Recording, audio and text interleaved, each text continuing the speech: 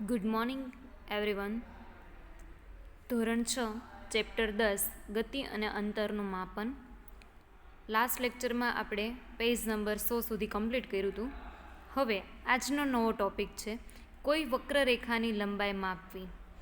ગઈ વખતે આપણે જોયું તો લોકો શું કરતા હતા, હાથથી માપતા હતા, પગના તળિયાથી માપતા હતા, અલગ અલગ વસ્તુઓથી માપતા હતા. આજે આપણે શું જોવાનું છે, વક્રરેખાની લંબાઈ કેવી રીતે માપવી. વક્રરેખાની લંબાઈ મીટર સ્કેલ વડે માપી શકતા નથી. વક્રરેખાની લંબાઈ માપવા માટે આપણે દોરીનો ઉપયોગ કરીએ છીએ.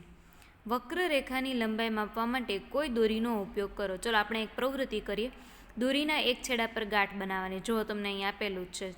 આ ગાંઠને બિંદુ એ નામ આપો. પહેલી ગાંઠ મારી હોય ત્યાં શું નામ આપવાનું? એ.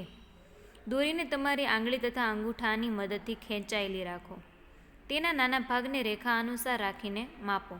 આ બિંદુ પર તમારા એક હાથથી દોરીને પકડો. તમારા બીજા હાથથી દોરીના થોડા ભાગને વક્રરેખા અનુસાર ફેલાવો. જો તમને આકૃતિમાં આપ્યું જ છે કેવી રીતે ફેલાવાની છે ને એ, અને આકૃતિમાં કીધેલું છે 10.10 દોરીની મદદથી વક્રરેખાની લંબાઈ માપવી છે.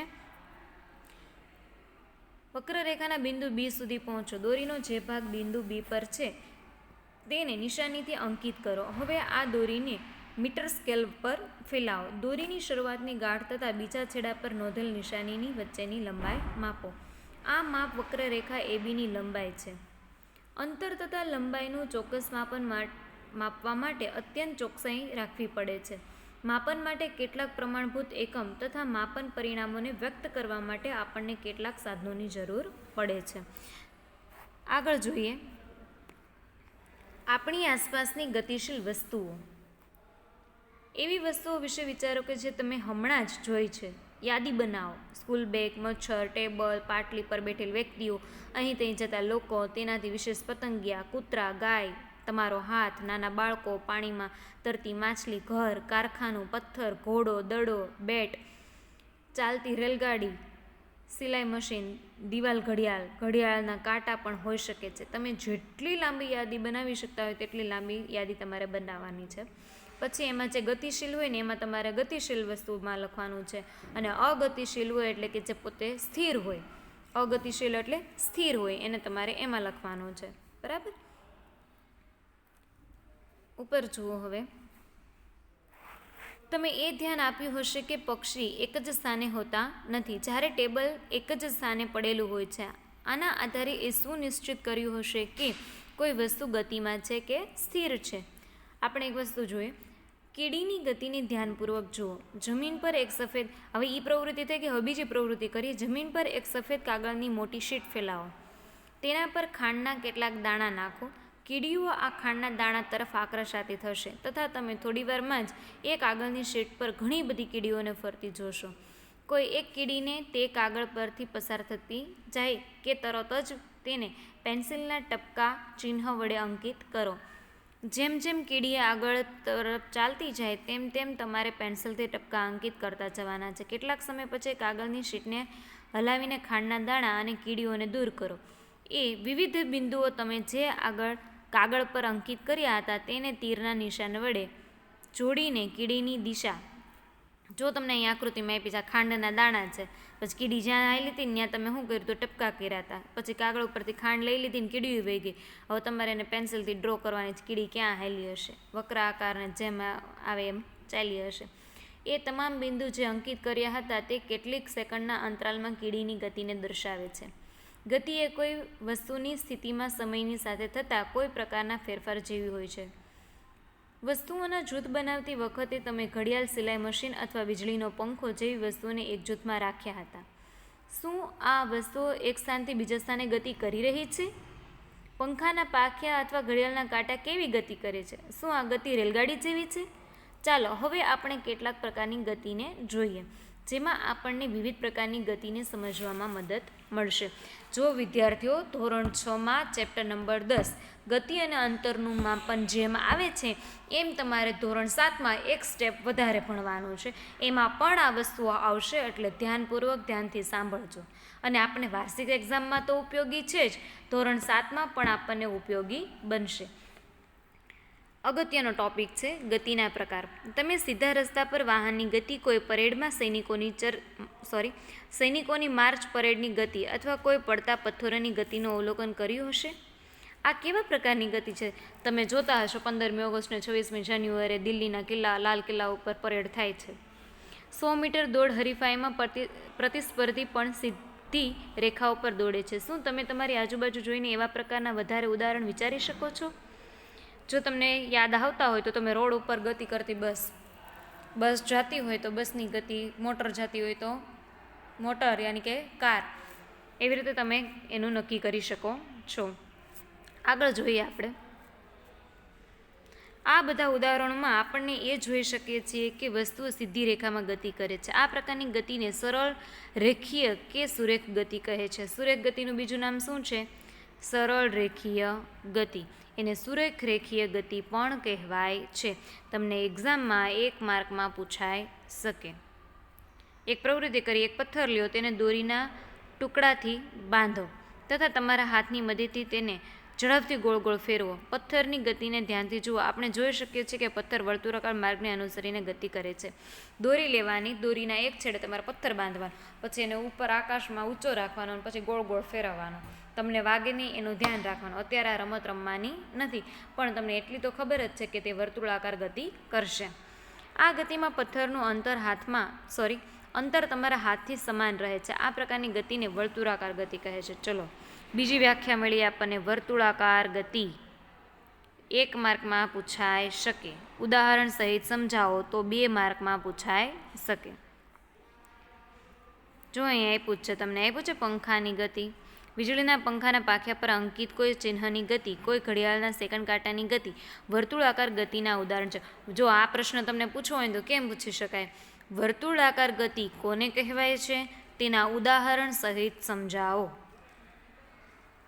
વીજળીનો પંખો અથવા ઘડિયાળ એક સ્થાનથી બીજા સ્થાને સ્વયં ગતિ કરતા નથી, પરંતુ પંખાના પાંખિયા ફરે છે તથા તેવું જ ઘડિયાળના કાંટા પણ ફરે છે. જો આપણે પંખાના પાંખિયા અથવા ઘડિયાળના કાંટા પર કોઈ જગ્યાએ નિશાન બનાવીએ તો ફરતી વખતે પંખા અથવા ઘડિયાળના કેન્દ્રથી તે ચિહ્નનું અંતર સમાન રહેશે.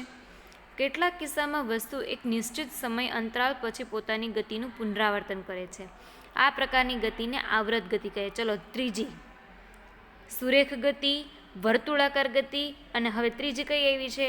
આવૃત ગતિ. તમારા સ્વાધ્યાયમાં ઘણા બધા પ્રશ્નો પૂછેલા છે. દોરીથી બાંધેલ એ જ પથ્થર લો. હવે તમારે એક પ્રવૃત્તિ કરવાની છે. દોરીને તમારા હાથમાં પકડો તથા પથ્થરને દોરીથી લટકવા દો. બીજા હાથ વડે પથ્થરને એક બાજુ ખેંચો અને પછી મુક્ત ગતિ કરવા માટે છોડી દો. તે એક લોલક છે. શું છે? લોલક. જો તમને અહીં દેખાય છે, આકૃતિ બીમાં આપેલું છે, અહીંયા આ લોલક છે. આ લોલક મનોરંજનની સાથે આપણને આવૃત ગતિ સમજવામાં મદદ કરશે. તમને એમ કે 3 માર્કમાં, કેટલા માર્કમાં? 3 માર્કમાં. આવૃત ગતિ કોને કહે છે? આવૃત ગતિના ઉદાહરણ કયા કયા છે?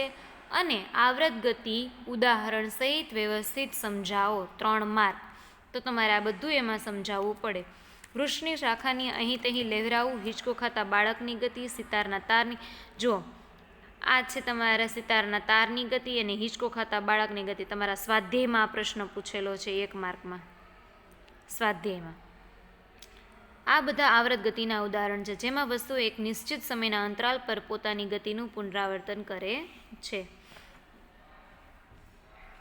જો અહીં હિંચકો ખાતું બાળક છે, છોકરી હિંચકો ખાય છે, પછી અહીં લોલક આપ્યું છે, અહીં સિતારના તાર આપ્યા છે, અહીંયા ઘંટડી બેલ જે વાગે તે અહીંયા તબલા આપ્યા છે. આવૃત ગતિના એ ઉદાહરણો છે. સિલાઈ મશીન તે પોતાની જગ્યા પર જ રહે છે. જ્યારે તેનું પૈડું વર્તુળાકાર ગતિમાં હોય છે, તેમાં એક સોય પણ હોય છે, જે જ્યાં સુધી પૈડું ફરે છે ત્યાં સુધી નિરંતર ઉપર નીચે ગતિ કરતી રહે છે. અહીં આવૃત ગતિ કરે છે. આ સિલાઈ મશીનની વાત કરેલી છે. એ સોય કેવી ગતિ છે? એની આવૃત ગતિ. શું તમે જમીન પર ગબડતા દડાની ગતિનું અવલોકન કર્યું છે? અહીં દડો જમીન પર ગબડતો આગળ ગતિ કરે છે. આ પ્રકારે દડો સરળ રેખીય ગતિની સાથે સાથે વર્તુળાકાર ગતિ પણ કરે છે. શું તમે આવા અન્ય ઉદાહરણો બતાવી શકો છો જેમાં વસ્તુની ગતિ ભિન્ન પ્રકારની ગતિ સાથે સુસંગત હોય? જો તમને ખબર હોય તો તમારે અહીંયા લખવાનું છે. આ પ્રકરણમાં આપણે ઘણી બધી માપનની પ્રવૃત્તિઓ કરી તથા કેટલાક પ્રકારની ગતિના વિષયમાં ચર્ચાઓ કરી. આપણે જોયું કે સમયની સાથે સ્થિતિમાં થતા ફેરફારની ગતિ કહે છે. જો સમયની સાથે સ્થિતિમાં થતા ફેરફારને ગતિ કહે છે. ચોથી વ્યાખ્યા સમયની સાથે સ્થિતિમાં થતા ફેરફારને ગતિ કહે છે. શું કહે છે? ગતિ. આ પરિવર્તનને આપણે અંતરમાપન દ્વારા સમજી શકીએ છીએ. આનાથી આપણને એ જાણકારી પ્રાપ્ત થાય છે કે કોઈ વસ્તુ કેટલી ધીમી અથવા ઝડપથી ગતિ કરી રહી છે. જમીન પર ગોકળગાયની ગતિ, પતંગિયાનું એક પુષ્પ પરથી બીજા પર જવું, નદીના પ્રવાહમાં નાના પથ્થરોની ગતિ, વિમાનનું હવામાં ઊંચાઈ ઉડવું, જેટ વિમાન બનાવવા, પૃથ્વીની આજુબાજુ ચંદ્રની ગતિ, આપણા શરીરમાં રુધિરનું પરિવહન વગેરે. આ બધા ઉદાહરણ આપણી આજુબાજુ થનારી ગતિને દર્શાવે છે. કોને દર્શાવે છે? ગતિને દર્શાવે છે. ચલો અહીંયા જો તમને સારાંશ આપ્યો છે. એક સ્થાનથી બીજા સ્થાને જવા માટે પરિવહનના વિવિધ સાધનોનો ઉપયોગ કરવામાં આવે છે. પ્રાચીન કાળમાં લોકો પગલાંની લંબાઈ, આંગળીની જાડાઈ, એક પગલાંની દૂર વગેરેનો ઉપયોગ માપન પ્રણાલીની વિકસિત કરવાની આવશ્યકતા ઊભી થઈ છે. હવે આપણે એકમોની આંતરરાષ્ટ્રીય પ્રણાલીનો ઉપયોગ કરીએ. સમગ્ર વિશ્વમાં માન્યતા પ્રાપ્ત છે. એસઆઈ એકમનો તમને મેં કીધું હતું જ્યારે ગયો ને એ લેક્ચરમાં મેં તમને વાત કરી હતી કે લંબાઈનો એસઆઈ એકમ કોણ છે? તો કે મેં તમને કીધું હતું મીટર છે. કોણ છે? મીટર. તો દરેક વિદ્યાર્થીને અહીંયા સુધીનું બધુંય કમ્પ્લીટ સમજાઈ ગયું છે. સીધી રેખાને અનુસરીને થતી ગતિને સરળ રેખીય ગતિ અથવા સુરેખ ગતિ કહે છે. વર્તુળાકાર ગતિમાં કોઈ વસ્તુ એવા પ્રકારની ગતિ કરે છે કે વસ્તુનો કોઈ નિયત બિંદુથી અંતર સમાન રહે. ચલો દરેક વિદ્યાર્થીને અહીં સુધી બધું સમજાઈ ગયું. તમારે ફૂલ ઓન મહેનત કરવાની છે. સ્વાધ્યાયમાં આવનારા બધા પ્રશ્નો કરી જવાના છે. મેં તમને ચાલુ ક્લાસે શીખવાતા કે 1 મીટર બરાબર કેટલા સેન્ટીમીટર? 100 સેન્ટીમીટર. 5 કિલોમીટર બરાબર કેટલા મીટર થાય છે? તો 5000. હિંચકા પર કોઈ બાળકની ગતિ તો એ આવૃત ગતિ આવે. કોઈ સિલાઈ મશીનના સોયની ગતિ તો એમાંય આવૃત ગતિ આવે. કોઈ સાયકલના પૈડાની ગતિ તો એમાં કઈ ગતિ આવશે? સાયકલના પૈડાની ગતિ, વર્તુળાકાર ગતિ. પગ અથવા પગલાંનો ઉપયોગ કરીને એકમ. પછી આ ક્રમમાં ગોઠવવાના છે, દાખલા કરવાના નથી. આગળ તમને બધા સવાલના જવાબ શીખવાડ્યા છે. આવૃત ગતિના 2 ઉદાહરણ. જે વિદ્યાર્થીઓને ગઈ પ્રથમ સત્રાંત પરીક્ષામાં આ મેં સવાલ પૂછ્યા નહોતા આવડ્યા તો ફરીથી એમને શીખવા માટેનું આ પુનરાવર્તન કરેલું છે. હું દર લેક્ચરમાં કહું છું કે વાર્ષિક એક્ઝામ હજી બાકી છે તો કોઈ પણ વિદ્યાર્થીએ ભૂલમાં પણ ભૂલ ન થાય એટલા માટે બધા સવાલ જવાબ કરી જવાના, બધી વ્યાખ્યાઓ કરી જવાની, 1 માર્કની ખાલી જગ્યા, ખરા ખોટા વિકલ્પ. દરેક વિદ્યાર્થીએ આના પ્રમાણે જ ચાલવાનું છે. કોઈ પણને ભૂલ ન થાય એનું ખાસ ધ્યાન રાખવાનું છે. છતાં તમને કાંઈ પણ પ્રશ્ન હોય તો તમે મને જાણ કરી શકો છો. વાંચતી વખતે ટીચર સાથે ન હોય તો કાંઈ વાંધો નહીં, પણ આપણે શું કરવાનું? પેન્સિલથી એને ઇન્ડિકેટ કરી દેવાનું, અંડરલાઇન કરી દેવાની અથવા અક્ષરાની નિશાની કરી દેવાની, જેથી તમને ખબર પડે કે મને આ સવાલ આવડતો નથી. જે સવાલ તમને નથી આવડતો એને તમારે પેન્સિલથી ટીક કરી સ્કૂલ ખુલે ત્યારે તમારે મને પ્રશ્ન પૂછી લેવાના છે. પ્રશ્ન પૂછશો તો તમને ખબર પડશે કે આ તમને નથી આવડતો. અને હા, અત્યારે કોરોનાનો માહોલ છે તો કોઈ પણ વિદ્યાર્થીએ બહાર રમવા જવાનું નથી. વાંચન વધારો અને મમ્મીને કામમાં હેલ્પ કરો. પોતાનું અને પોતાના પરિવારનું ધ્યાન રાખો. વાંચવા માટે બેસ્ટ ઓફ લક અને પોતાના તબિયતનું ધ્યાન રાખવા માટે take care. All the best. જય શ્રી કૃષ્ણ.